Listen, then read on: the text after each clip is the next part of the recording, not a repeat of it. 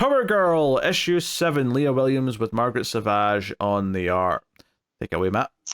So this starts off with like storybook pages, because where it left off was Paige and Kara were stuck in this fantasy style world where they don't have powers. So this brings us up to where we're at. And this is, I gotta give Savage credit here, because just shifting from the traditional style of art to the storybook style to the cartoon is a pretty good skill for storytelling. But it tells the story of once upon a time, there was a little girl who wasn't very nice, and it shows her birding bugs with a magnifying glass. And she ends up being Avis Stanislava, and she basically ends up becoming like insect queen. So she gets so into bugs, and she wants to know how they work and how they interact, that she starts trying to use that technology of like pheromones and what else does they say here?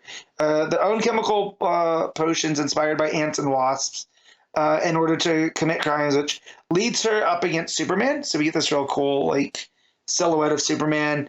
And it shows what led us here, and it reminds us of the Streaky issue, because this is who Streaky was taking down with all the animal the animal experimentation.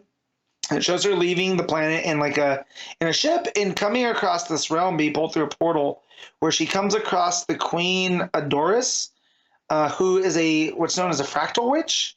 And it tells us this place is called Farimbia, and that Avis ends up putting this crown on the queen, which gives her full control of the kingdom over the queen. And she's been, the queen's been in like a sleep, like Sleeping Beauty, and she's been acting in her stead. And then it leads to, she imprisons all of the people of this world in order to do her bidding. So they started to need more. And so they came to our planet our realm to start taking them. And that leads us to Paige and Kara running through the city. And they're like, we've been through it. We've been walking for 2 hours. There's nobody. Which leads to people with slingshots shooting them with rocks. And they end up being taken into like this little side door where there's this, she kind of looks like, you remember Blue Devil from DC? Yeah, he popped up in Swamp Thing. Yeah, so she's purple. She has the same kind of horns. She has this long tail. So she's like this devil lady, and she has all the kids of Farimbia. And so when Avis had taken the adults, it had left all these children. And so, she didn't fall for it. And her name is, I'm going to struggle with this one, Epione or Epione. In that, she's the one that's taking care of these kids. Say it with an Italian kids. accent, Matt. It'll sound right. Epione. Okay, yeah, see, easy. So, she brings up, that, now we have 2 more people that can help because I have 2 adults. And, come along and we'll get you suited up. And so this ends up being Paige and Kara doing a Dungeons and Dragons run. So Paige ends up dressing like a rogue. So she's in kind of tight fitting, almost like pirate garb with knives. And they put Kara in a full suit of armor, right? She's got a cape. It looks great.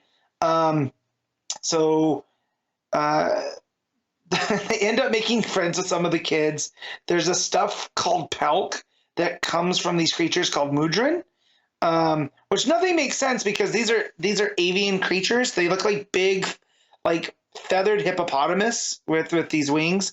That doesn't look like they should be able to fly, but magic and whatnot. And it says Kara's like, how are they doing this? How can they make milk if they're birds? And they're like, well, don't think about it. They end up storming the castle. They reveal that Avis has gotten these 2 twins from their realm, who she calls Tragedy and Comedy. They're the ones that were wearing those masks. So they end up storming the castle. They take out, as they're going through the plan is supposed to be that Paige is going to sneak in, and that Kara's going to play backup. Except Paige decides to grab the attention of everybody by just yelling, "Hey, idiots!" and running in Leroy Jenkins style. And they end up getting up to the queen, taking the crown off of her, which allows her to banish Avis from the realm, where the queen now has made Paige and Kara both protectors of Farimbia, and so that basically anytime they need help, they'll reach out. And she gives them these amulets that'll allow them to go back and forth. So very, very light style of book coming from what we were just doing, and it doesn't feel like there's been a lot of flow between the arcs, because we were doing alien stuff and Brainiac stuff, and now we did the Streaky story that led into this, and now we're leading straight into more Brainiac. So I'm glad that Leah Williams is seemingly doing what she wants, and I still love her voice for the Supergirls, for both Paige and Kara. This was just a weird two issue arc that led to some really weird stuff, some really weird fantasy elements. But we did get Paige as a rogue going through with her knives, while Kara is trying to be the that knight character, the holder of the House of L, kind of. So, but yeah, Savage's art, how it jumps from that storybook style to the more cartoony in Farimbia, it is nice, but some of the proportions are off. Just the way that the layouts go is a little bit messy at times. So yeah, I will give this let's go 6.5.